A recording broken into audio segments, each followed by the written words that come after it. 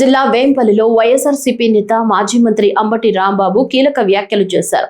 Vempalli police స్టేషన్లో రామమునిరెడ్డి అనే తెలుగుదేశం నాయకుడిచ్చిన ఫిర్యాదు ఆధారంగా తనపై కేసు నమోదు చేశారని తెలిపారు. ఒకే అంశంపై చట్టవిరుద్ధంగా 36 కేసులు నమోదు చేయడంపై అంబటి తీవ్ర ఆగ్రహం వ్యక్తం చేశారు.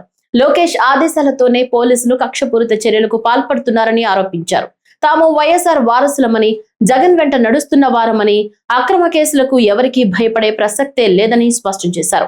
రాబోయేది జగన్ ప్రభుత్వమేనని, ప్రస్తుతం సాగుతున్న అరాచక పాలనకు చరమగీతం పాడుతామని పేర్కొన్నారు. చట్ట వ్యతిరేకంగా వ్యవహరించే పోలీస్ అధికారులను వదిలిపెట్టేది లేదని హెచ్చరించారు. నిబంధనలు అతిక్రమించే అధికారులను భవిష్యత్తులో చట్టం ముందు నిలబెడతామని తెలిపారు. రాష్ట్రంలో సాగుతున్నది ప్రజాస్వామ్య పాలన కాదని, కక్ష సాధింపు రాజకీయాలేనని విమర్శించారు. ప్రభుత్వ అరాచకాలపై న్యాయ పోరాటం చేస్తామని అంబటి రాంబాబు స్పష్టం చేశారు. ఈరోజు వేంపల్లి పోలీస్ స్టేషన్లో 25/26 రామమునిరెడ్డి అనే తెలుగుదేశం నాయకులు ఇచ్చినటువంటి కంప్లైంట్ మీద రిజిస్టర్ చేసిన కేసులో నన్ను పోలీసు వారు విచారణకు రమ్మనగా నేను ప్రత్యేకంగా నుంచి విచారణకు రావడం 2 గంటల సేపు నన్ను విచారించారు. ఆ తర్వాత పులివెందుల పోలీస్ స్టేషన్లో మరో కేసు రిజిస్టర్ చేశారు. ఇక్కడి నుంచి నేను మళ్ళా పులివెందుల పోలీస్ స్టేషన్కి వెళ్ళి అక్కడ హాజరై ఆ విచారణలో కూడా పాల్గొన్నాను. మీ అందరికీ చెప్పదలుచుకున్నది విచిత్రమైన విషయం ఏంటంటే, ఈ కేసు ఈ ఫ్యాక్ట్స్ మీద జనవరి 31వ తారీఖున నేను గుంటూరులో గోరంట్లలో చంద్రబాబు నాయుడు గారిని దూషించానని కేసు పెట్టారు. ఇక్కడ కూడా ఈ case already Nallapadu police station register చేశారు. నన్ను అరెస్ట్ చేశారు, నన్ను రిమాండ్కి పంపించారు. 18 రోజుల పాటు నేను రాజమండ్రి సెంట్రల్ జైల్లో ఉన్నాను. సేమ్ కేసు ఇది కూడా.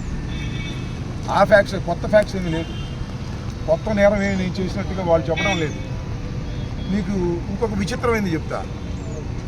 36 కేసులు ఇంతకుముందు రిజిస్టర్ చేశారు. Same facts.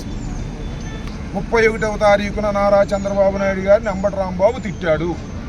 36 కేసులు, 18 రోజులు జైలు, మళ్ళా 2 కేసులు. ఇక్కడ వేంపల్లి పోలీస్ స్టేషన్ ఒక కేసు, పులివెందుల్లో ఒక కేసు. చట్ట ప్రకారం ఇది వ్యతిరేకం. ఒక నేరం మీద, ఒక నేరం చేసి ఉంటే ఒక నేరం మీద మల్టిపుల్ కేసెస్ పెట్టకూడదు. ఇది న్యాయస్థానాల తీర్పు ప్రకారం అయినా పెట్టారు. ఎందుకు పెట్టారు?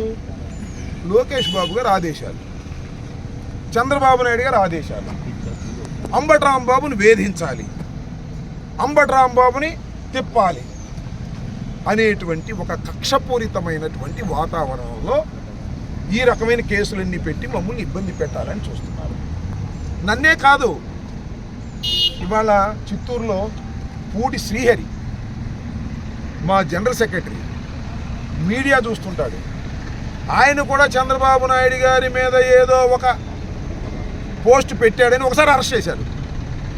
అరెస్ట్ చేస్తే కోర్టు వారు బెయిల్ ఇచ్చారు. మళ్ళీ హైకోర్టుకి వెళ్ళారు. హైకోర్టు వారు బెయిల్ సస్పెండ్ చేశారు. మళ్ళీ ఇప్పుడు అరెస్ట్ చేశారు. మళ్ళీ బెయిల్ ఇచ్చారు ఇంతకుముందే చిత్తూరు కోర్టు. మళ్ళీ అరెస్ట్ చేయడానికి సిద్ధంగా ఉన్నారు. అంటే ఏమీ నాకు అర్థం కదా. కడప జిల్లాలో మాజీ మంత్రి వైఎస్ఆర్ కాంగ్రెస్ పార్టీ సీనియర్ నేత అంబటి రాంబాబు వేంపల్లి పోలీసుల విచారణకు హాజరయ్యారు.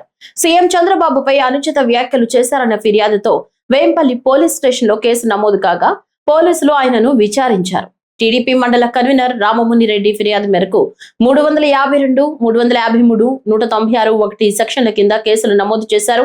వేంపల్లి సిఐ నరసింహులు అంబటిని ప్రశ్నించారు. అనంతరం పులివెందులకు బయలుదేరిన అంబటి అక్కడ నమోదైన మరో కేసులో కూడా విచారణకు హాజరు కానున్నారు.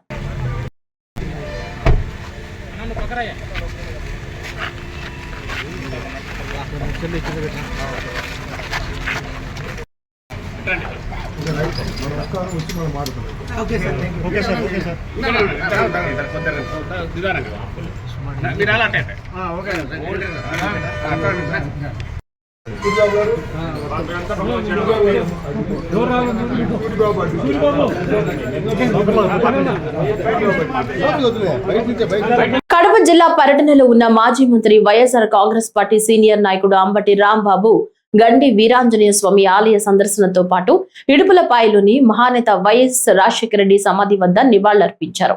ఈ సందర్భంగా గండి ఆలయం వద్దకు చేరుకున్న ఆయనకు ఆలయ అర్చకులు ఘనంగా స్వాగతం పలికారు. అనంతరం స్వామివారిని దర్శించుకుని ప్రత్యేక పూజలు నిర్వహించగా అర్చకులు ఘనంగా సత్కరించారు. అనంతరం ఇడుపులపాయలో వైఎస్ఆర్ ఘాట్ సాక్షిగా మాజీ మంత్రి అంబటి రాంబాబు ప్రతిజ్ఞ చేశారు. దివంగత నేత డాక్టర్ వైఎస్ రాజశేఖర రెడ్డి సమాధి వద్ద పూలమాల వేసి నివాళులర్పించిన ఆయన రాష్ట్ర ప్రజలను మోసం చేసిన కూటమి ప్రభుత్వాన్ని ప్రజాస్వామ్య పద్ధతిలో కూలుస్తామని ప్రకటించారు. వైఎస్ జగన్ ను మళ్లీ అధికారంలోకి తీసుకొచ్చే వరకు అలుపెరగని పోరాటం కొనసాగిస్తామని స్పష్టం చేశారు. ఈ పోరాటంలో ఎన్ని కుట్రలు, దాడులు, కేసులు, జైళ్లు ఎదురైనా వెనకడుగు వేయమని అంబటి రాంబాబు ప్రతిజ్ఞ చేశారు.